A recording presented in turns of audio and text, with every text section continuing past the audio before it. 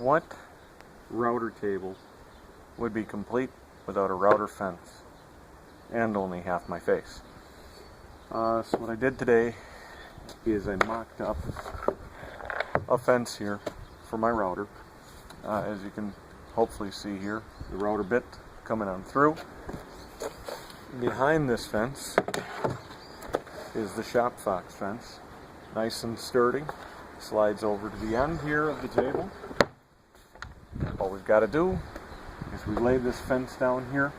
I've got to put some blocks down at each end to stop it where I want it.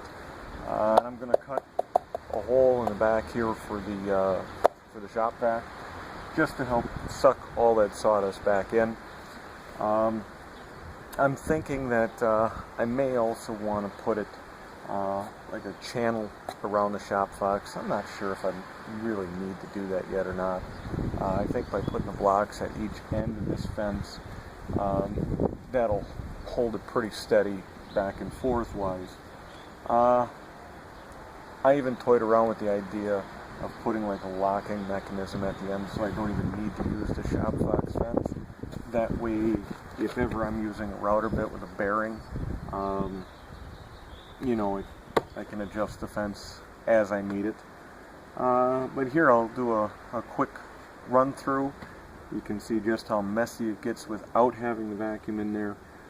So I'm definitely going to have to put a vacuum on this one, even though I'm outside.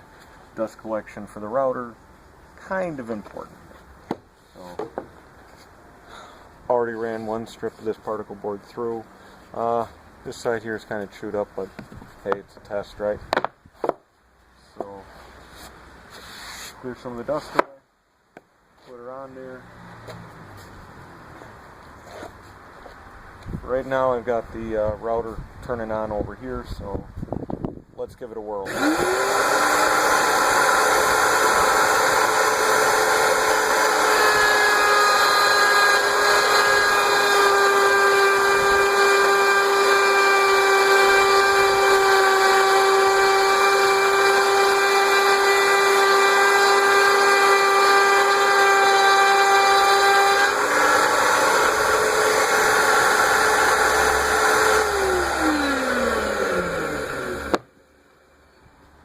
A lot of dust, but I get a nice, clean, consistent cut, and that's what ultimately matters here.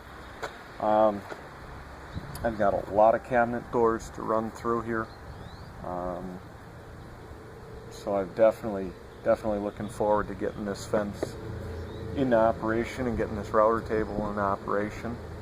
One thing I did have to do with the router lift, if you'll look at the one that John put together, there's an actual lock on it.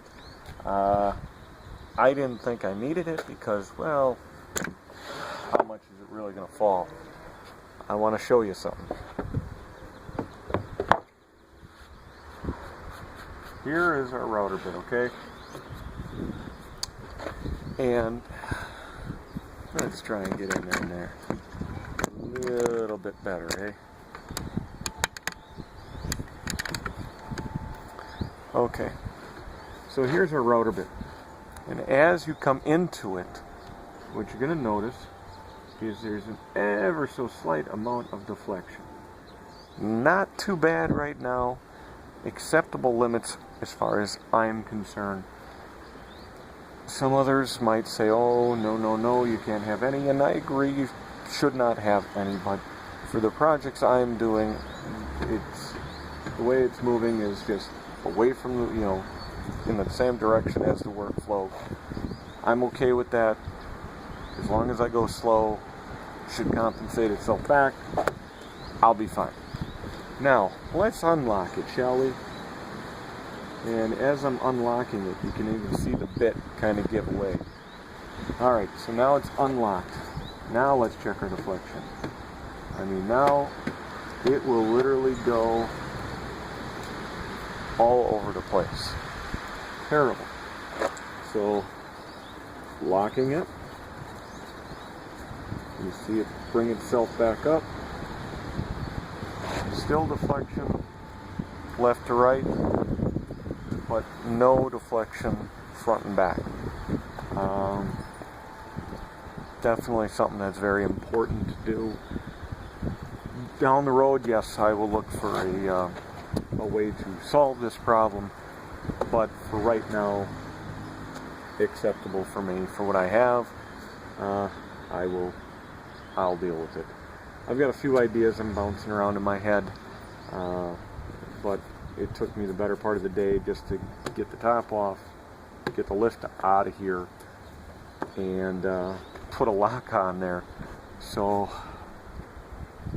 yeah, being as I'm still on nights, a little tired, don't much feel like taking the whole thing apart again tonight to try and one of my fixes here that may or may not work.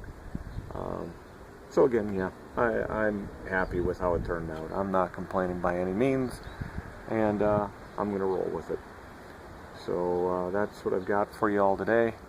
Not sure what I'm going to get done tomorrow, but hey, we'll find out. I've got my my drill press in pieces, and I'm redoing that.